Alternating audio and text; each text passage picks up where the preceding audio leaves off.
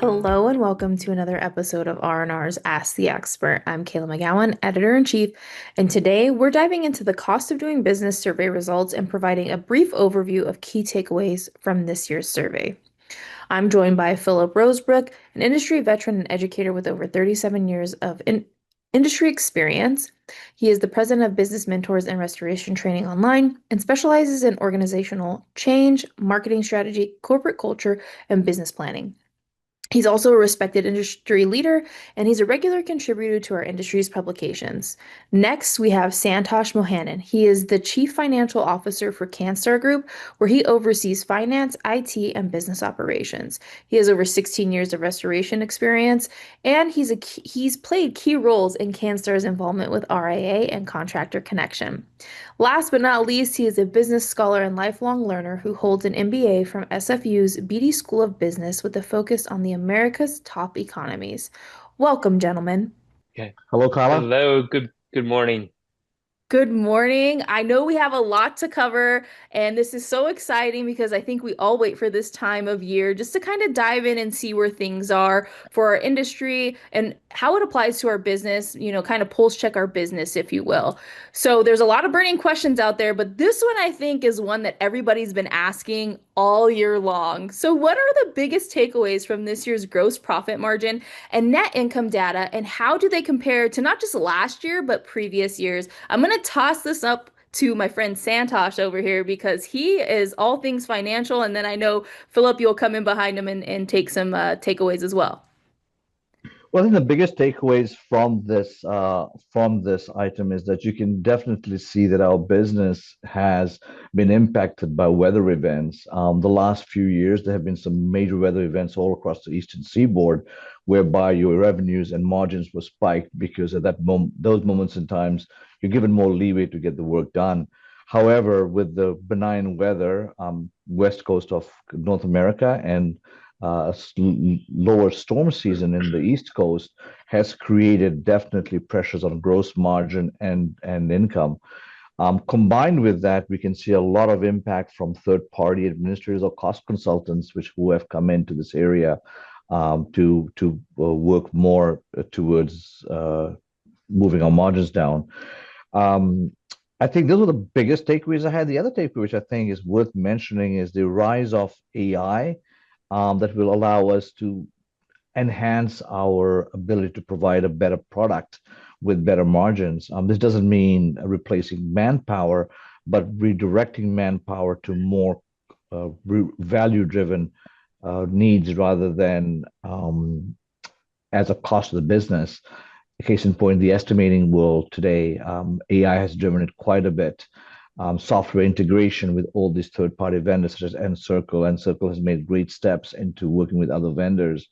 Xactimate opening up their architecture to allow other vendors to go in and support the contractor rather than having four different systems to support it. And as we'll talk further down to the O&P section and the net income section or the overhead section, those are areas of area.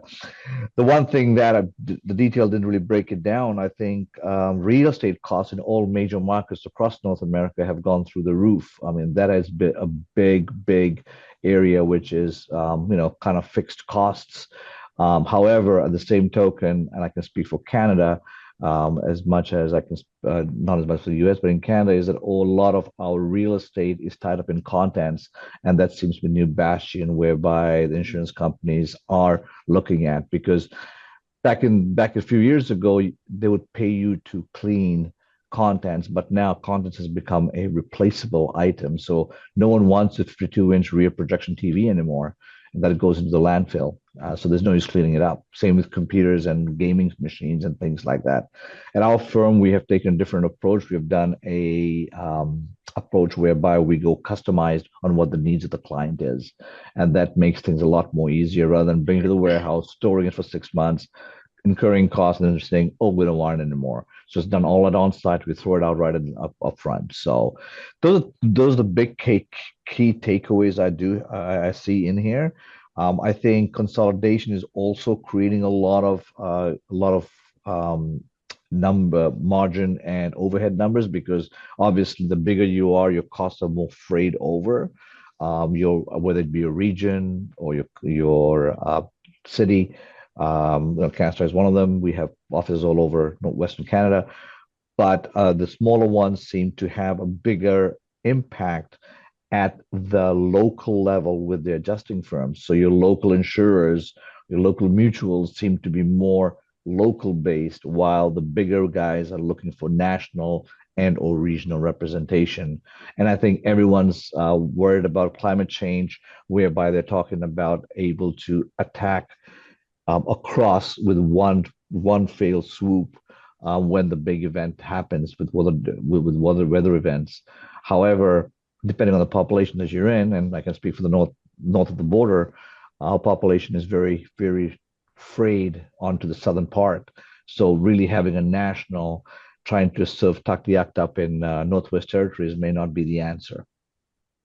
Yeah, well said. There is a lot in here. I think all three of us, we got the report at the same time and looking at it, there were, and those were some key takeaways that I had written down as well. Just, and also that participation has gone up. I think that's another key takeaway too. So now we have even more data than we had in previous years, which is great because now we're hearing from all sizes, franchises, independent, people who have been in the business for short term, people who have been in the business long term. And so I think it gives us a solid picture about what the lay of the land is right now. So Philip, I'm going to toss that one back up to you. Is there Okay. anything to add to what Santosh just said? Sure, probably a lot. So the first thing is I probably have an unfair advantage because I've had access to this data for about 4 months. I was part of the review committee, so I've been digging into the information, the data, and trying to figure out where it makes sense and where it's laying out, what the surprises were. So I kind of looked through it this morning and I kind of directed to these questions. Spent a little more time on it. But a couple of things that really jumped out at me. The first one I want to start with, I think the definition of gross profit margin, because some more sophisticated companies look at it differently. And so when we talk about gross profit, it is direct cost, direct labor, direct material on a job. It's no indirect. It's not vehicles. It's not equipment. People are reporting, or at least this report, what we see in this report reflects just the direct costs. And so maybe some companies do something different. And then I also think that so one of the things they did is they scaled it by company size. And they took the small companies, medium size, medium size, medium size, so different levels of medium and large companies. And the smaller companies will have less sophistication in their reporting, and that's going to impact the numbers, probably in a real way. And so just for this doesn't have anything to do with the numbers in this report. It has to do with my experience with the smaller companies. You'll typically find on their P&L you have your direct costs, but then they drop labor down into an overhead category. And so when you find companies that are below $1 million, I part of my gut feeling is, if we're at margins of over 60%, because we're not maybe allocating our direct labor, or it's maybe showing up somewhere different in the profit and loss statement. The net profit number will tell the same number or the same story. I'm sorry, but regardless of where it is, the gross profit margin may be impacted by that. One of the things, and we're going to talk about this in the revenue mix part of it coming up in a bit, but that I found quite remarkable was a large, let's say over a 50% number. It's over, I think it was 60% of the companies get, what was that number? 60% of the companies get most of their revenue from mitigation, or over half their revenue from mitigation. And that will impact the margin when you're comparing the small numbers to small companies to the big companies. They're doing a different work, a mix of work. And some of that maybe is out of necessity because the insurance companies aren't paying as quickly. It's hard to run a construction job. I have greater capital needs, whatever it is. But you'll find that at the small companies, the number was 69% produced gross profit margin. And that's a big number. It's probably where it should be, by the way, if you're doing mostly mitigation. But if you're doing reconstruction, you're not going to see those numbers. And so when you get to large companies, you get numbers that are showing a gross profit margin, produced gross profit margin of under 40%, which is kind of where I would expect it to be. You've got your high profit margin jobs, and you got your low profit margin jobs. And one of the things we talk about revenue mix later, a formula that I've seen in my let's say in my 38 years in the restoration industry, that's relatively true from one to the next, a dollar in mitigation will typically lead to $3 on reconstruction. Look at any profit and loss statement. If I'm doing $1 million in reconstruction, or in mitigation, I should generally expect to see another $3 million, so $4 million total company in construction. It's just the size of the jobs. And yet the reality is the margin on those small jobs may equal the total margin on the large jobs. Okay. So what we saw in the report here was a reflection, some of work mix and job size. So on the small companies, if I'm an owner of a company and I'm doing less than $1 million a year in revenue, I'm probably on the job site a bit. I don't have some of the indirect costs. I don't have some of the overhead, and I probably don't have some of the technician. I may be out in the field drying out jobs, and that's going to impact my profit margin. It's going to impact my overhead, and it's going to make me really probably lean and mean, and I'm optimizing net profit. And so what the report reflects, and it's a predictable result, is the larger you get, the higher your overhead is, and the lower your gross and net margins are typically. There was some outliers in that, and it was I think it was the $10 to $20 million companies that were making where is it about 15%. Well, I'll go back and I'll talk about net profit margins a little bit. And so the reality is there is 7% of the companies that are losing money in restoration. That's a lot of companies that I think, in the reality of what I see, a company making under 5% is probably statistically losing money because you have all your capital costs, you have your off profit loss statements, numbers like your loan payments, your tax payments, your maybe it's your personal bonuses to yourself. All those things are hitting your balance sheet, but not your profit and loss statement. So if you're not losing money at 5%, you're losing cash and you're losing ground. And so everybody who's under that, let's say if they're in 1 to 3%, they're statistically losing money. And if they're below that zero, they're obviously losing money. And so let's say there's probably 8 to 10% of the companies that have responded to this that are in a 3% profitability or less into losing money. And that's a tough place to be. The reality is that it's less than last year. So that's good. And a lot of the companies have jumped up from that under 10 to between 10 and 15, which I think is fair compensation for where we are. If you've got your asset, your risk out there in the market, you should be getting a return that's commensurate with that risk.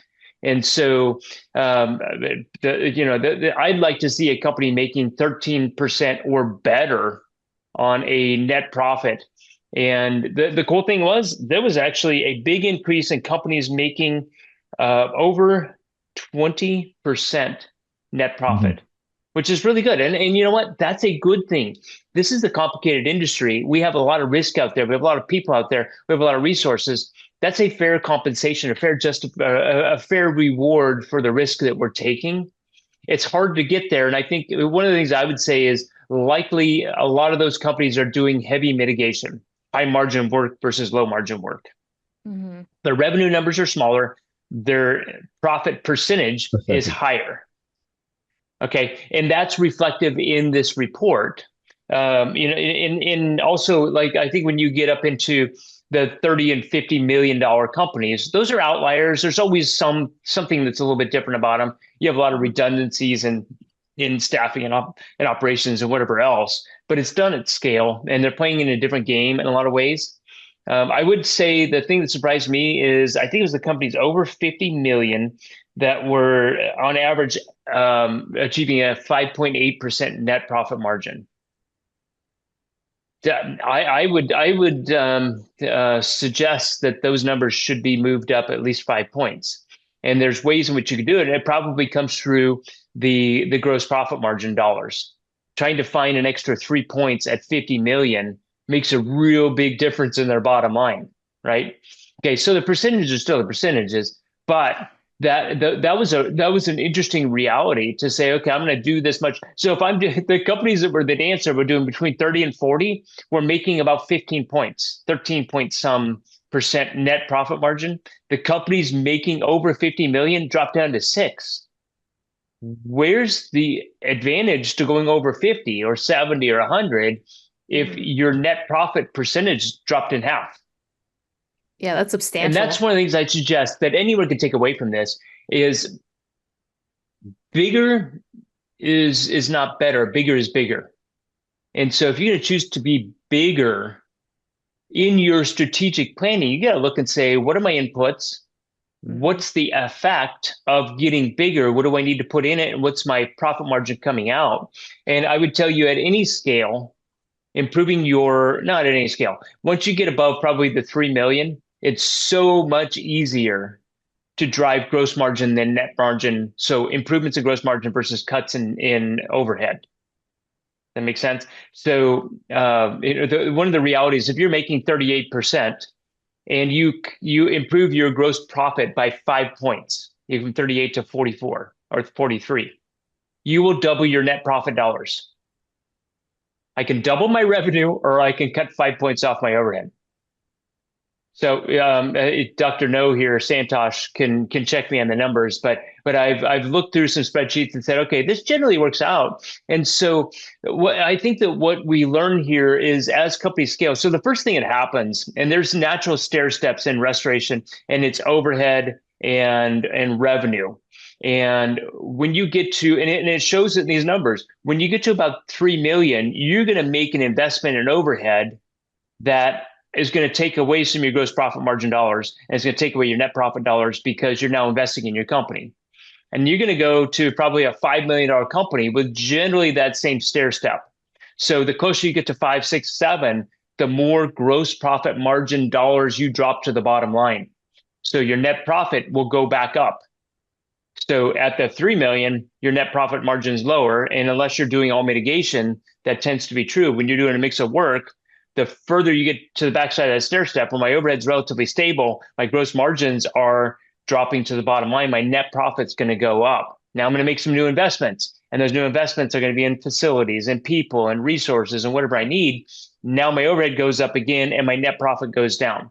And that was generally reflected in the report. They didn't do the exact same scales. And in the revenue dollars versus the work mix changes the net profit calculation at the end. So if I'm doing all mitigation and I'm doing $20 million in mitigation, that company is the one in this report, the ones that are generally pushing 20 plus point net profit margins at the end of the day. So I probably said a lot there, but I think there was a lot in that part of the report. I think there's a lot of meat in that part of the report. There's a lot of takeaways. And so if I'm reading this report, I'm a restoration company. Part of what I need to look at is say, okay, what is my growth strategy, and how does that impact my net profit? And knowing that if I'm doing a lot of the work and I got to hire people to come in and help with this work, that's going to consume my cash at the end of the day. And where do I want to be? Do I want to be bigger for the sake of bigger, or do I want to be bigger for the sake of better, or smaller and better? Those are real decisions that a restorer needs to take into account as they look at that. And then know they can look at the rest of the report and see where some of those costs are coming in real estate and training and staffing and people and indirect costs and my labor overhead and all those things. So the report is really fantastic that it lays out the roadmap for growth. And so the one thing in being in depth with these numbers, I was able to ask a lot of the supposition questions of, well, why is this, or what did this impact, or how did they get those numbers? And then you can see in a lot of the commentary or other places that it does reflect the reasons behind, or the purpose, or the whole context of a number, or in the report. So there's nuances and differences in how people report numbers. This seems to be relatively consistent and explanatory in how those come out. And so the good news is net profit is up for most people who answer the report, and up by 4 to 5%.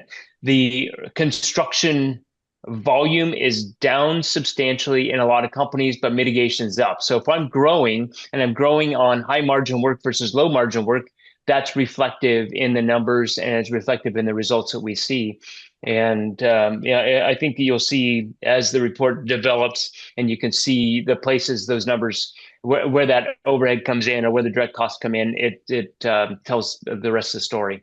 So super long answer to a really good question. So we'll figure if there's follow-ups or anything else, or if Santosh wants to rebut or comment on anything I said. I I do want to just mention one thing though. I think when I looked at those numbers, you're right. The one thing which I wanted to point out was the MIT numbers were pretty high over last year, and that leads me to believe there could be a timing issue by when the report people get together data for the report, and the construction phases may not have started or were in progress by the time they haven't realized the revenue or the cost related to that. And if I'm not mistaken, so timing does make a difference. So I do agree with the fact that because based on timing, the MIT numbers it'd be interesting to now compare.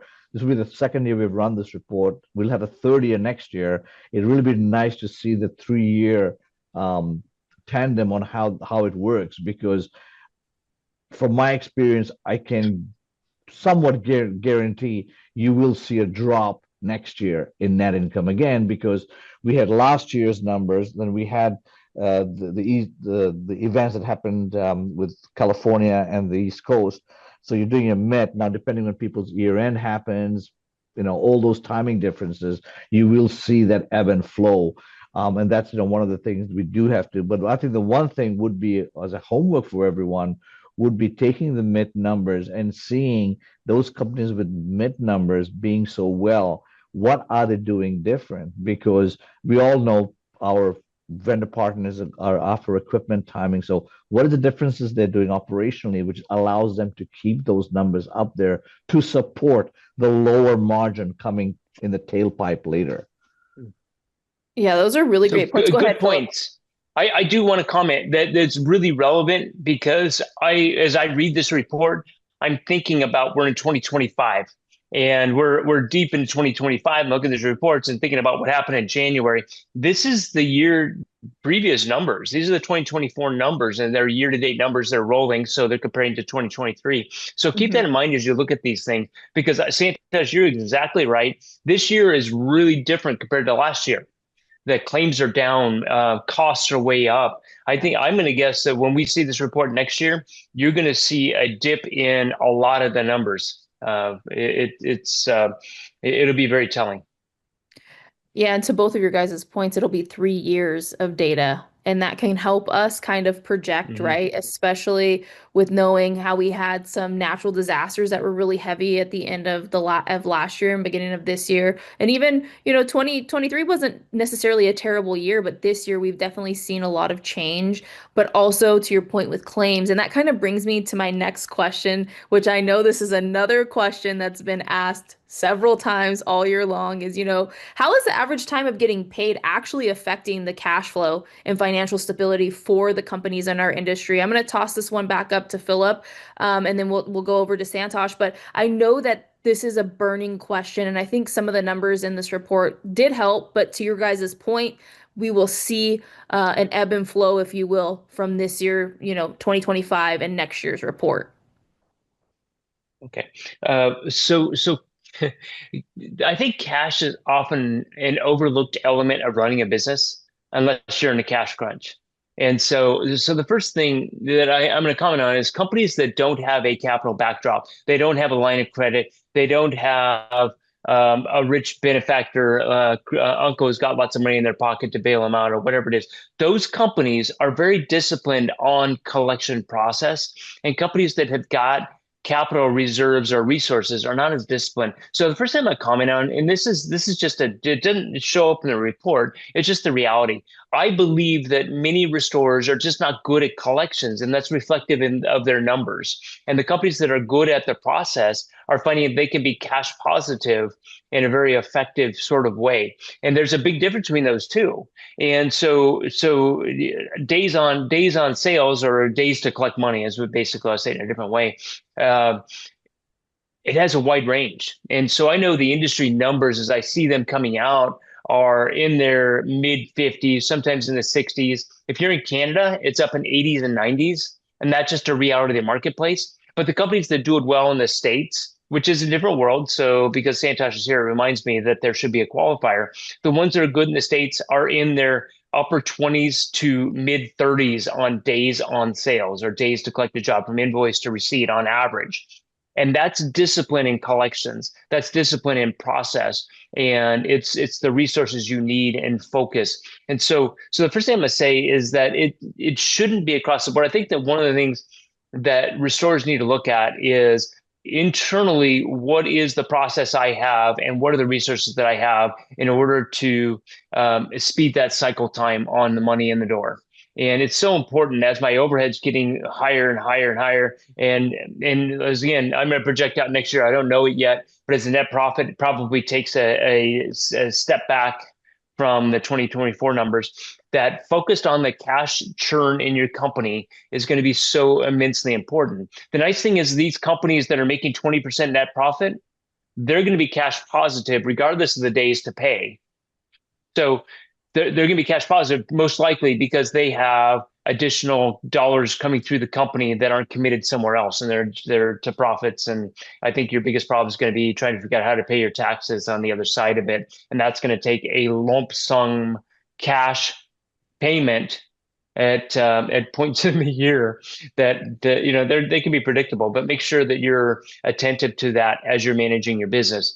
So according to the numbers I saw, the days to collect are better this year. Like the cash cycle is better, but that's because it's just harder to manage our business, and the cost of borrowing money is through the roof, and it's harder to get loans. It's harder to get money for operations.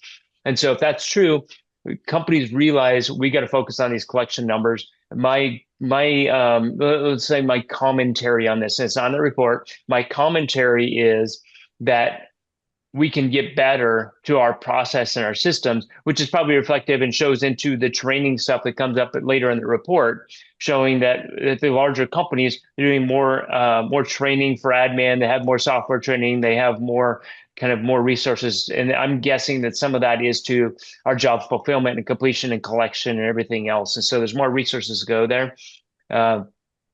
So the good news is the days on receivable is better. The bad news is the number one asset in every restoration company, or most every restoration company, is the accounts receivable.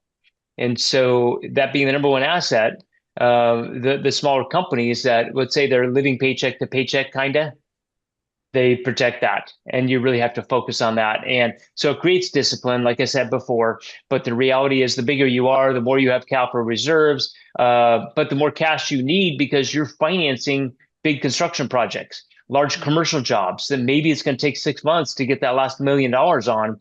And so those things are always the outliers, and that's the harder numbers to predict and manage. So the smaller companies have they won't have as much in the accounts receivable part of it, but they also are protecting their cash, and they're self-financing and funding based on limitations of those companies. So those are the big takeaways I saw on that. Perfect. Yeah, I would definitely say too, using that last plug there where you're talking about, what they're seeing at a smaller company opposed to a bigger company is drastically different, right? And so the mentality and the strategy is going to be a lot different, not a little different, it's going to be a lot different just based on the assets and what they're trying to protect and the resources that they have. Santosh, do you have anything to add there? Yeah, sure do. The absolutely average time to getting paid, again, I base it on timing. I think the improvements were because when we were looking at data from 24, based on the claims coming in, people were willing to cut checks fast to get claims moving. As business slows, I mean, it's an old adage, is you keep the money in the bank to collect interest, right? So I think that's gonna impact on there for sure for 25 data, absolutely. I think the other thing which is affecting cash flow a lot is, especially in north of the border, is a lot of regulatory requirements that's required now, which is not able to be charged back as revenue. So, for example, you've got local, we call them WorkSafe offices, especially in the province. We're based mainly out of British Columbia. We have a lot more rules which are not which are just the taxes are just increasing. There's no recuperation. Our rates do not go when the government decides to increase their taxation policies. And so that does play a big part of cash flow. I'm not going to say a lot of the inflation. There was a part of inflation, but I think RA did a very good job with Xactimate 3 years ago to make sure we were getting the rates as needed. But I think where it comes down to a lot of is where markets are. And another good thing, which I think should be a commendation on this report, is if we could break it down by regions. If we're looking at big urban city areas, are we looking at smaller towns? Are we looking at smaller areas, population based? Because I can guarantee you that you'll find that the bigger urban cities have a tougher time collecting faster than smaller towns. And we have that in our chain of companies. We find that our smaller offices have better cash flow because A, they are king of the hill. They know their client really well. They get paid really fast. There's a relationship to get paid fast to get the next phase going. While here, there's a lot of it. The bigger cities have a lot of competition within that area. So I think those are, and again, the unaccountant in me comes out when I say those are areas that we forget looking at numbers or DSO and DPO because there's other areas which comes in. I think the biggest thing is preserving cash is getting to be more important. I mean, I don't think anyone predicted your interest rates to go from basically sub numbers to what it is today. I mean, in a short period of time. So a lot of companies got used to very low interest rates. So you were bankrolling your business through interest rates, right? I remember years ago when we went with up at this in Canada, we ended up preserving it in different methodology, and it wasn't being Dr. Noor necessarily, but looking at principles like does it increase cash, does it increase sales, increase margin, or decrease overhead? Then only you spend, and that's I think 25 is going to be a telling number. I can tell for for Canada, it's been a telling number for us. I'm sure 25 data is going to show a lot of that. I can guarantee that the DSOs are going to be creeping up again because those recon projects are going to go on. You've got cost consultants now stepping in and validating what those costs are, so it holds up payments, right? So I would say those things are big. The other one, which a lot of people do ignore in cash flow, is ensuring that your cash movement for employees are consistent. I mean, you don't want to you want to make sure your commissions, you want to make sure your bonuses, you want to make sure all that stuff you're committed to the employee start is moving and making sure that you have that I call the rainy day fund. So when it does dip, that you are not robbing Peter to pay Paul or pay your vendors is very, very important. A lot of companies have gone through that. And it is something which creates more noise down the claims process as you get busier.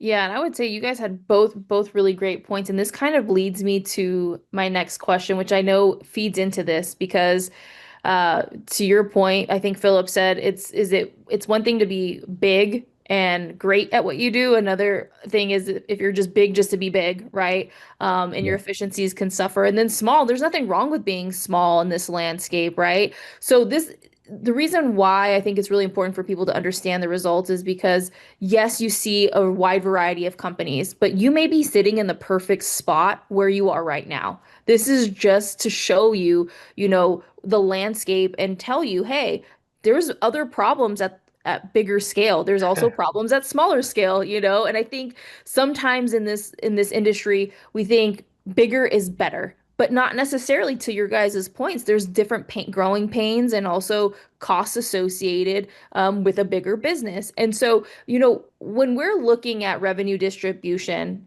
what are we seeing with this particular report for the smaller firms that are gaining traction and ground and the larger firms? I think sometimes larger people think larger firms are just dominating, but that's not always the case, right? I'm going to toss this one up back to you, Santosh, especially because, you were just mentioning some landscape issues that you guys face as taxes, right? What does that mean for the larger and smaller companies? So I think the revenue distribution, and I can speak mainly for the market we're in. The revenue distribution is between small and larger firms really depends on the insurance companies that we work with. I must say one thing: Canada has a bit of a different model as compared to the U.S. because although the end user is your client, The direction to us is through the insurance companies, and even direction to pay comes from them directly. It doesn't. It's very rarely it goes to the insured to get paid. So that's one play which does play a bit. And what happens in that case is that you've also got different areas which have different ideals. So I can speak for our group of companies. We have two very large companies in the major urban cities in Western Canada. These companies are doing well. However, our flagship, because of the weather developments we've had in the last 8 to 10 months, has created a dampening in the results. But if you look at our smaller cities or smaller, we call them smaller players because they're the smaller cities, they are actually doing very well because they are again able to work within the constraints of what's required, but with a more relationship-based environment. And that does make a big difference in this market. The revenue distribution, I mean, like I said, is that with MIT going down this year for a lot of markets, I could see recons will considerably go down because 9 times out of 10, if you've got five, let's say if you've got five competitors in a marketplace of 100 claims, math should be 20 each. But if that number comes down to 50, you've got 10 each, but your overhead and all that still remains the same. And then, and I know it happens in the US too, you've also got construction companies facing a lull in their markets now coming into reconstruction and taking over from the emergency portion. So revenue mix does make a big issue. We do notice that the smaller markets, MIT is more, less recon. So revenue mix in our business, it's more based that way because that's when the big nationals come in and they do their recon to keep their dollars churning. I think also coming on client base, I think regional clients with regional flavors are welcomed. I know across the border down south, that's also trending a lot more now that way. That is why you've got this big nationals going to smaller markets for the regional feel, and that also dictates your mix. When I was looking at the report, I did notice that we seem to be doing the rah-rah that everyone wants MIT. Let's be clear, MIT, everyone wants the MIT work. It's great, right? But I think we are going to be looking at numbers, which is going to say, "Oops, MIT has now leveled off with reconstruction." And you still got, MIT where there's a lot of water is great for us, but when the fires come in, that's when it starts angling in. Revenue mix for us here also is dictated by our cost consultants, right? I mean, they're coming into areas whereby they would never have come in before. I don't know across the border, Phil, maybe you could add on to this later onwards, but I don't know if that has increased down there. But up here, we've got maybe for population inside of Southern California, we've got maybe 8 or 9 national mid companies. Cost consultants, which are owned by large independent adjusting firms. So it's very interesting to see where that's going to go with the revenue mix because they are bringing in your big GCs for the recons. So you will see a drop down there as well. Very interesting especially when we're talking about, Canada and North America. There are some key differences, and you guys may actually see stuff before we see it and vice versa, which it's really great to see both sides of things because, we learn from each other. And I think some of this stuff is reflected in this report, but I also think it's really important that we understand the lay of the land. And you guys have both mentioned relationships, which I think is extremely crucial in some of the numbers that we're seeing for the smaller firms, right? Their relationship building actually probably carries them through substantially, right? Or they're in an area where it's really just them and they're king of the hill essentially. Philip, do you have anything to add to what Santosh just mentioned? Well, so I'm gonna add on the work mix part of it. So Santosh is right on cost consultants, cost control, all that. But what the report showed, and this is a predictable result, so a predictable answer. The small companies they do mostly residential. Okay, larger companies doing most of the commercial. So Mhm. for the let's say the vast quantity of people that are reading the report, or the vast quantity of companies that are in the industry, that doesn't impact them as much because they're not doing the commercial losses.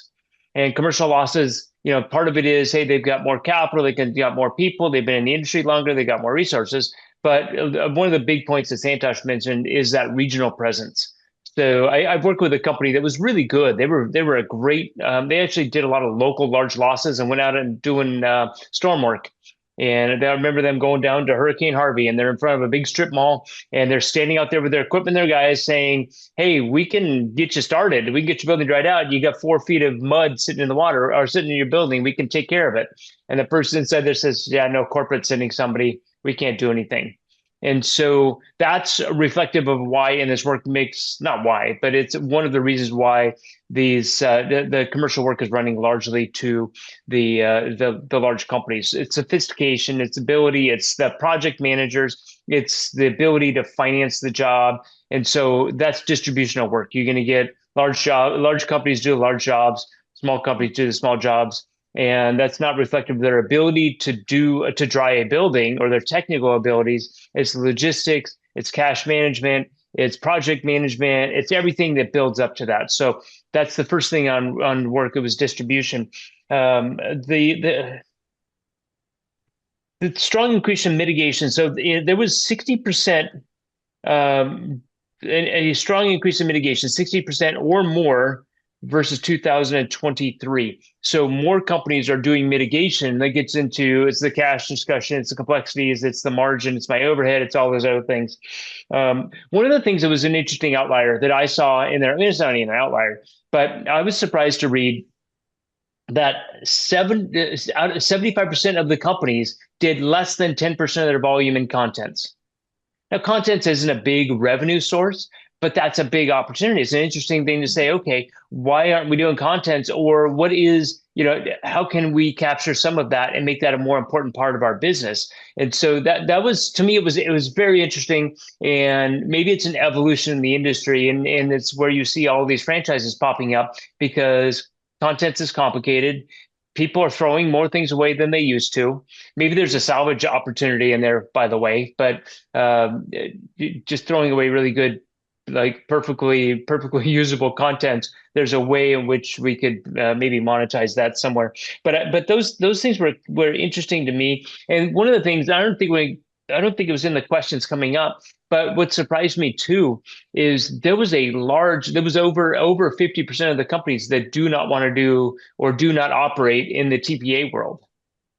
And that was kind of interesting because I know like just 2 years ago, people were there was I think it might have been in a survey of some sort that Know How had done or the RIA had done, where people were desiring to do more, and now they want to do less. So contents was down, especially whatever it is. People are focused on mitigation and they're focused on construction, and those tend to be the two worlds people are gravitating towards.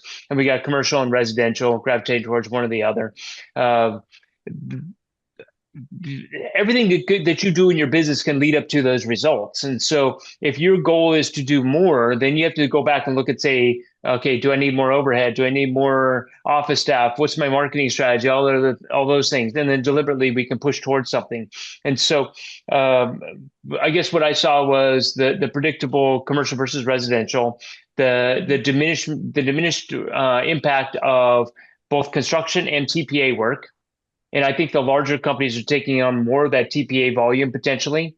And that was reflective potentially in my overhead. And one of the things that wasn't really talked about, but maybe we're going to get into it in our last question here, but I'm not sure, was the indirect costs that aren't reflected or captured in doing that construction business, doing the other things. So indirect costs mean I need more vehicles, I need more administrative people, I need coordinators, or I need, so it's not just the project manager going out and managing a bunch of subs. I got project managers and support staff behind them, which escalates my overhead, the complexity of the job, days to pay, all this other stuff that goes into that.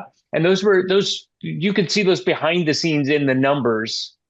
And so one of the things I would advise anybody looking at the report, looking at your company, look at your profit and loss statement, is understand those indirect costs, because we're not putting them in and job costing them.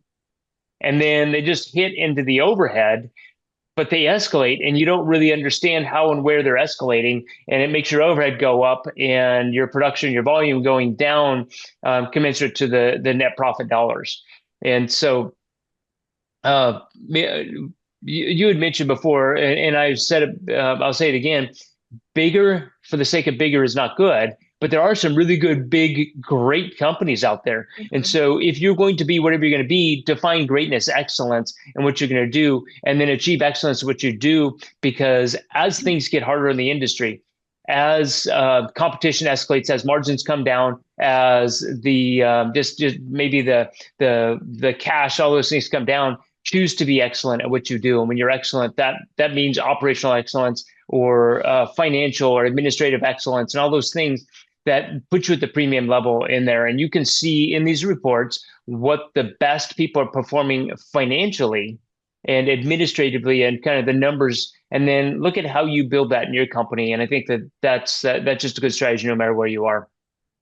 Yeah, 100%. And I think even to your point, Philip, I think Santosh said something about, make sure you're taking care of those commissions and those bonuses and make Mhm. sure you are, really planning for that because that also goes into growth, right? You may scale and then you realize, oh no, I can't keep my commission structure the same or I can't give those bonuses that I was giving. And we have to realize that the lay of the land, culture is a really big thing that we don't really play into statistics, if I'm being quite honest. And so, to your point again, stay in what makes you feel like is your excellence, your achievable goals, because at the end of the day, we're not all the same. And so, really Mhm. understanding and looking at a lot of this, there you have to understand what's best for you. And this is the perfect opportunity to see what's also going on at all different levels of our industry because to your point, things will get harder. Let's be real. Things Mhm. will get harder. Right now, it's the claims process, right? It might not be that way next year and in years to come. There may be another year where we don't have a lot of natural disasters. That could be a big pain point for us as well. And so understanding all of this data that was collected is extremely crucial to you and your business, no matter what size you are. So I know we've covered quite a bit, and we talked about the amount of work in, MIT versus recon and now contents. This kind of brings me to the next thing, which is back to the size of company, right? And scaling. So yes, everybody wants to scale. That's always a goal. At least most times it's a goal. You know, um, what are the key to overhead efficiencies or what are or smaller that are make more agile companies find ways to maybe stay profitable? I know you mentioned content, but what would be another opportunity or what are we seeing right now? I'm gonna toss that one up to you, Philip. Okay, so what Scott Adams, he's the author of Dilbert. The book came out, what was it, in the 90s?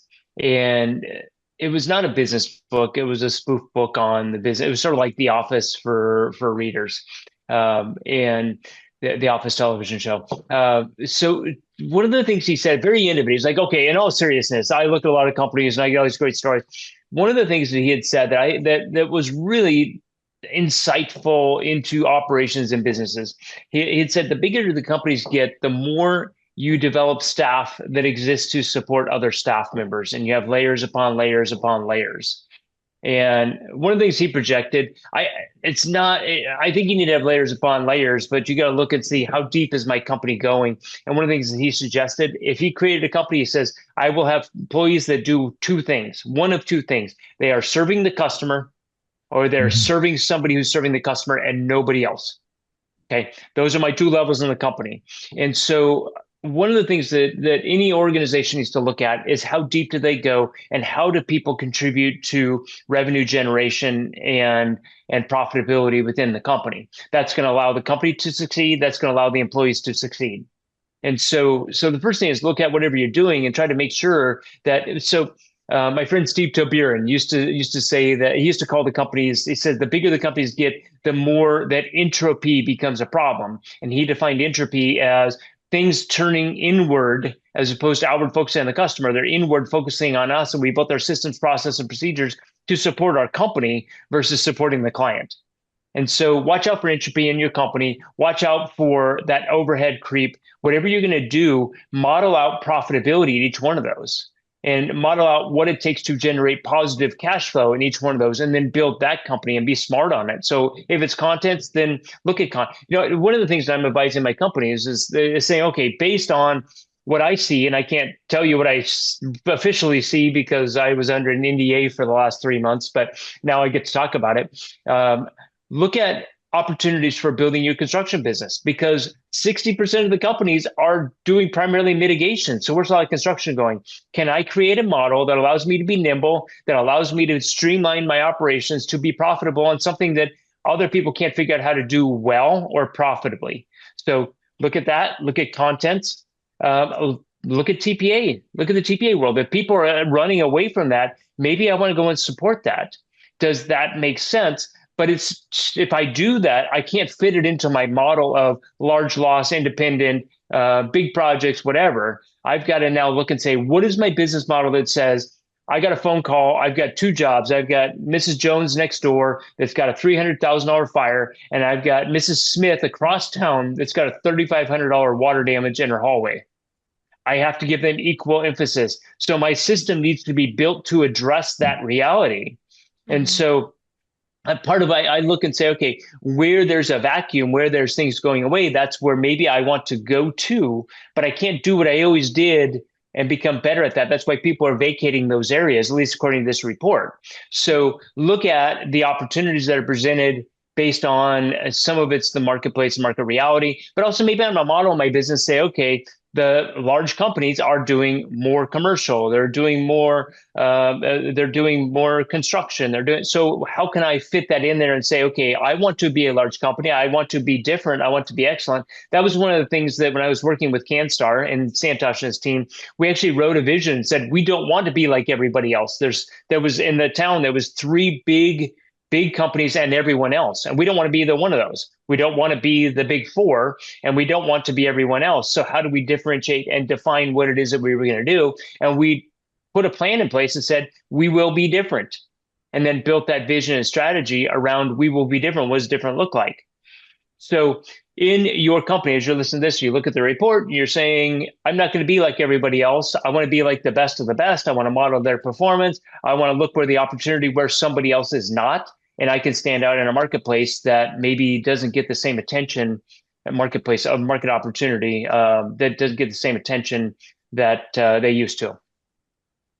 Yeah, those are really good points too, because this I think feeds into the to what we've said probably 3 or 4 times now is, big to be bigger or small to be excellent. This is the same thing. And Santosh, I know you can definitely echo what Phil just said, kind of, how that applied to your guys' business and how you see it applying to others in this space. Because I think at the end of the day, we know that this industry is competitive, especially if you're in a bigger area where it's not just independents and franchises. There's a lot that goes into it. And how do you make yourself different? Santosh, what did you guys, really evaluate on this? Because I think this goes into efficiency and agility, but not just being small or large, but on your profitability, no matter what the size is. Well, I think the biggest thing is, as you grow, there's a lot of shining lights out there, and it's everyone runs after the shining lights. As we grew, we always were not a big fan of large losses because we knew that large losses created a cash flow crunch, resource crunch, and all those things put together. And if you get an event in the middle of a large loss, things do end up taking longer to be completed. So then the KPIs get suffering. It all it's just a domino effect. The one thing I would advise people is that if you are good at what you're doing and you want to open up to a new market, do not compromise on what you're good at what you're doing.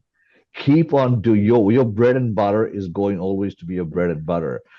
Anything else should be just icing on the top. So do not take your resources or your expertise from one area and assume or think it'll make the other area better.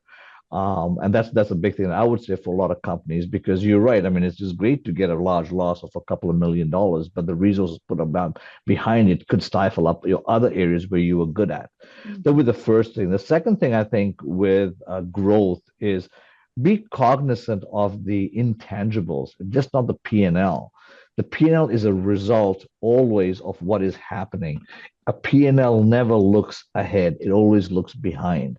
So that is a big part, which I think a lot of companies then say, oh my God, we messed up, or oh, we got to now retrack, or now your reputation takes a hit. The intangibles are so big that people don't realize it. And I mean, I may not sound like like a businessman when I say this, but it is the truth because those things feed your future business. Our industry is, whether you're in south of the border, north of the border, very touchy-feely. People have a reputation as they believe in your company. I tell my staff whenever I do orientation, you are walking into a person's personal space. Literally, you are going through their clothes, their keepsakes, whatever be the case, or you're cleaning up a house, but that's their personal space. There's a bit of a empathy that's needed when doing your work. So that's, I think, the biggest thing that I would say is never lose focus of what got you here. But Phil, remember that book, what got you here will not get you there. Hmm. However, do not lose your foundation because once you lose your foundation, it'll come crumbling down pretty fast because Yeah. now you're neither here or there. So the third thing I would say is that to look at on growth and for sustainable growth is when you're going in, looking at all angles. And again, I would say numbers are a big part of it, but look at how those numbers are going to be there. A common mistake a lot of companies make, that's why the acquisitions has taken off, is when you go greenfielding into a new location. You assume because of a good reputation in one office, in one area, you could actually go in into another area with opening up with your banner and everyone's going to come to you. That doesn't always happen. We had opened up an office in 2008 in a town about two or 3 hours away, and it took us a good 2 to 3 years before the branch finally started kicking on all gears. So what do we learn from that one? There is make sure you when you go in and you say, I'm opening up an office to your client, make sure you've got support from your client that they are going to, because you're going to let them know that we will be subsidizing it from my other branches to get these things going. And these are tough conversations because our egos may not allow us to do it. But it's sometimes that honesty where people will be like, you know what, they've got a good point. We got to support them, right? And those are the things, three things I think that you have to know your market before you walk in. It's not like you're opening up a Best Buy or a Radio Shack. I don't know if Radio Shack will exist, but it's one of those stores opening up and you Yeah. open up with a big banner because everyone knows who you are, but you don't do that with a restoration company. It doesn't work the same way because people don't need you till they need you. Yep. Exactly. I was about to say, no one knows who we are until they go to Google or ChatGPT or what have you, and then they realize like, oh, they're actually like essential. I need them. And to your point, it does take a variety of factors, right? And again, I think I've said this several times, whatever works best for you is the answer. And just because, Chuck in a Truck next door has 5 locations, that doesn't mean that it's for you, right? You may be able to thrive and do your business a better you'll have a better business model if you stay just in one market. That's also a solution. And to your point, what you're good at, you should always remain good at. That should be to your point, bread and butter. Everything else is an extra course or dessert, and if those don't work, that's okay because you still have your foundation that has made you and your business successful. And to Philip's point, a lot of people aren't doing a lot of TPA work. Maybe that's something you can dip your toes in and that you can find a greater success there. And that may be your recipe for, not just having your main course, if you will, but having a fallback for when maybe times are a little bit slow, right? And so the cost of doing business survey shows us a lot, right? It shows us where everybody's flocking to, and it also shows us where everybody's running from. And so those could be opportunities for your business to actually capitalize on, what the rest of the industry may be not doing or doing. So this kind of brings me to my last question, if you will, because we did kind of talk about this, and I think Philip brought this up about training, right? Right now, I think we see with the way things are going, some people are going to training, some people aren't going to training, some people are doing in-house training. How are companies truly investing in training and development? And what's the link between those investments and the profitability? I'm going to toss this one up to you, Santosh, especially because you just talked about, you guys opened a location. It took a couple of years. What does that look like when we're making decisions based on training and development and maybe even opening another business? So I think training, I mean, if you go back, and I don't want to age myself saying how long when the business was there, but back in the day, training was all about technical training.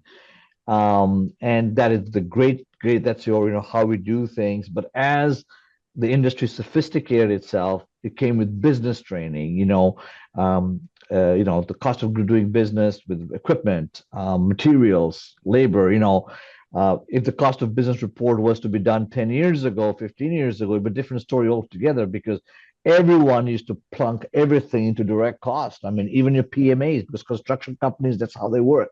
And we were an offshore of the construction industry. So that's how we just took that and go, okay. But then now the industry is getting more refined, more mature. We don't have that same ability because unlike a construction company whereby you are able to charge everything to the job and make money at it, and you can have a 10 and 2, for example, on an O&P, you can in the restoration world. It's a lot different. So with that in mind, I think training now has been, how do we get the best return on all the activities we are doing on a claim? I think that mindset shift, and I'm going to put some plugs in here for some companies which are doing great, Ben Justison and those guys, Encircle, Dooley, all those guys, these guys are doing great jobs whereby they're taking and saying, if I am doing this action, how can I make sure that we are properly compensated for that action and not just throwing a dart at the wall and expecting to get paid?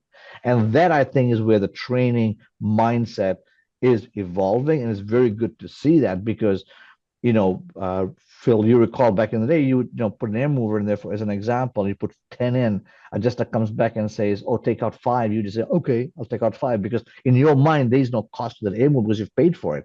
But you don't realize there's depreciation, there's other costs incurred in the financial side. However, now it's like, okay, there's 10, I want to take out five. You could come up with eight, which is three more than the guy wants to pay for anyway, but he's willing to pay you for it. But because you're justifying it with data science, with the cost of return, ensuring that value that the customer is getting is validated with dollars and cents, not just a piece of equipment or a labor cost.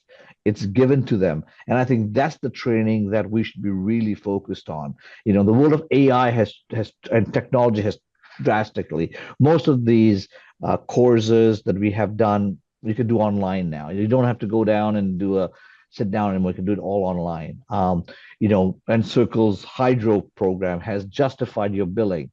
So I think the mindset from operations point of view is that if all my training is to justify and to get reimbursed for the amount of cost I have put into this job. And I think that is the training that is big for us at our firm right now. We are really focused on that right now rather than your regular restoration training. That is done in-house all the time. If you're spending money on some really good training, that's the focus I would recommend because you've got guys or gals who have worked with different environments. You've got people who have worked with different companies, different jurisdictions, different customers. They know what the customer likes. They can help you mold your business story. Going to our previous question now, that for example, if I want to go into large loss drawing, if I have my tag team in the back, my WWF superstars who are going to support me with training, I can then take that and move it to the next market for an opportunity rather than saying, oh, I'll just put more air movers and now I'm a large loss guy. Yeah. Yeah. That's a great point too, because I think that is a question in the industry right now. Where do we invest in training and development? Is it the technical stuff or is it soft skills? Is it a combination? Or is it like to your point, the stuff that you can train within, and the investment is time instead of money and time, right? It's a little different. And to your point, I think, if you can use stuff from within to help advance your business, that's actually the best opportunity because it's catered to your business. They work in your business, so they understand it.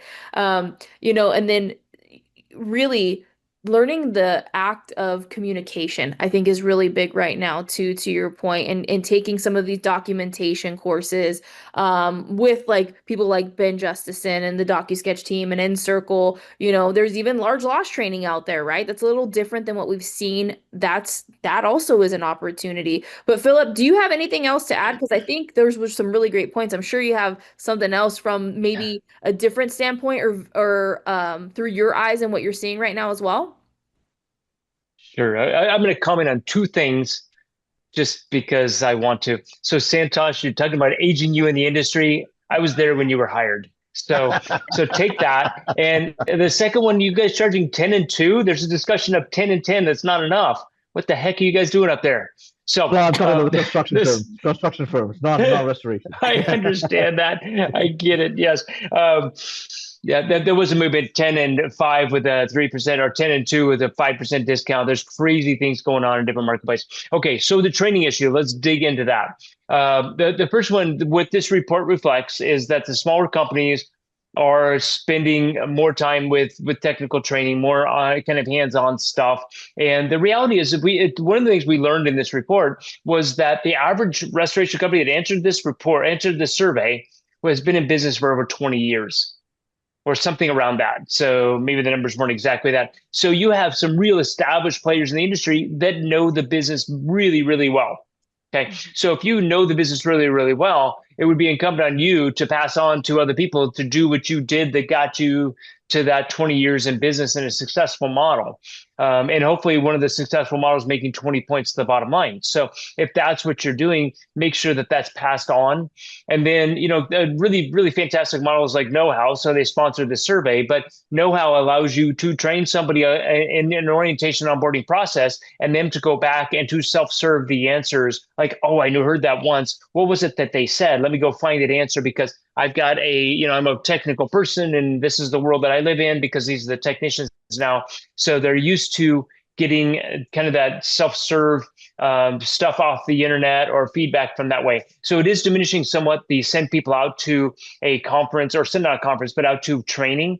And one of the challenges when when those organizations can figure out how to prevent that from being like a recruiting fest for good employees, I think they'll be able to lever that up as well. So I think that's a challenge. So I send somebody out, and then they're going to have 5 job offers coming back. One of the things we used to always do is bring the training organizations in, and we train across our company, across the platform, and that may be part of the reason to do that.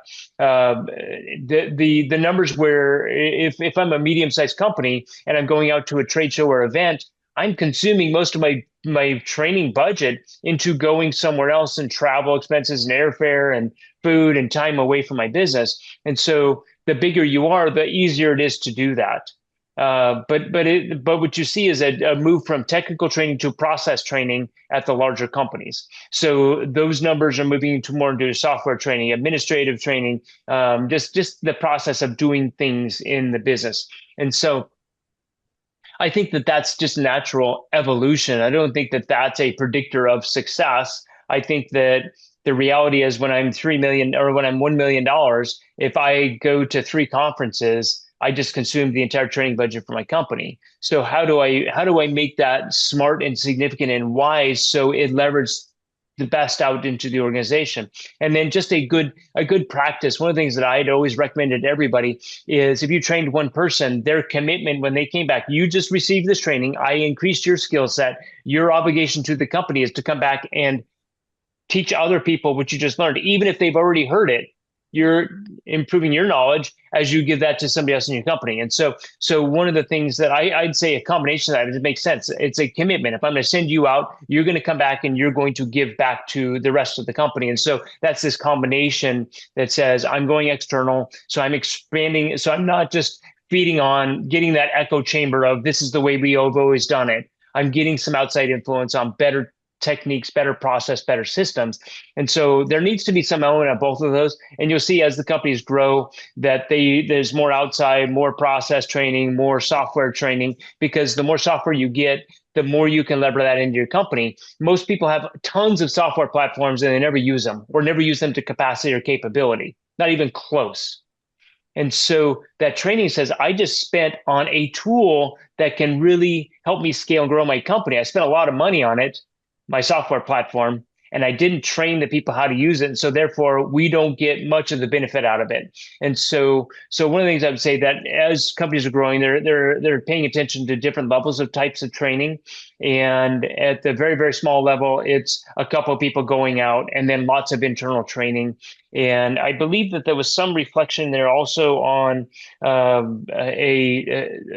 as companies were growing, they're actually doing more internal training and more of the numbers coming in. I think you have to go visit on that in the report when you go back and look at it. But I think that what it allows is a bit of a roadmap as you look to scale and grow your company of where training dollars are being spent, and you can project out where you think you're going to spend them.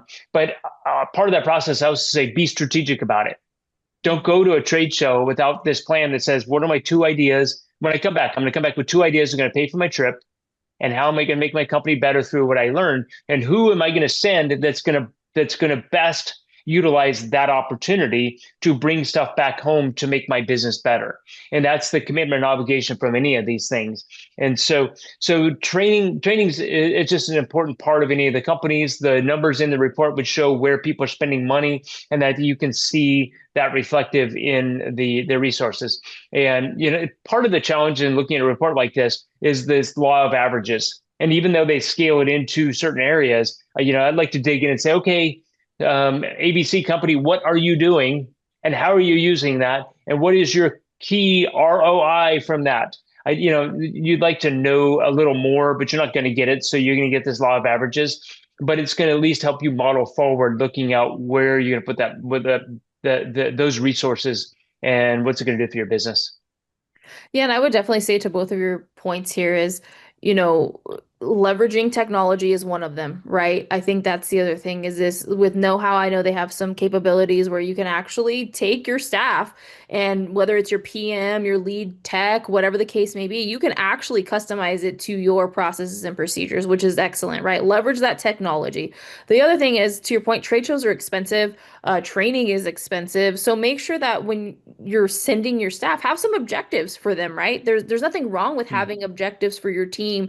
And that also, I think, plays into the culture piece, right? It allows them to come back and actually help make the staff better. So you're actually doing a lot of good for your business when you're doing things like that. And I think it's really smart to understand, where you can actually stretch that dollar or those dollars and make them work for Mm. your business. And to Philip's point, go in and look at the results because it's probably going to have some information that begs you to ask more questions, right? Like, hey, I actually think I want to know more. And that's where these gentlemen come in, the RIA know how, that's what this report is for. It's not just to share insights, it's actually to really get your brain going and ask questions, not just for your business, but for the industry. So I hope you guys gained a lot of information here. We didn't want to give away too much. We wanted to give like a 40,000 foot overview, if you will, so that you can understand kind of what we're seeing and what this means for the industry moving forward. Because again, these are reflective of 2024. We know 2025 is going to be a lot different, if you will,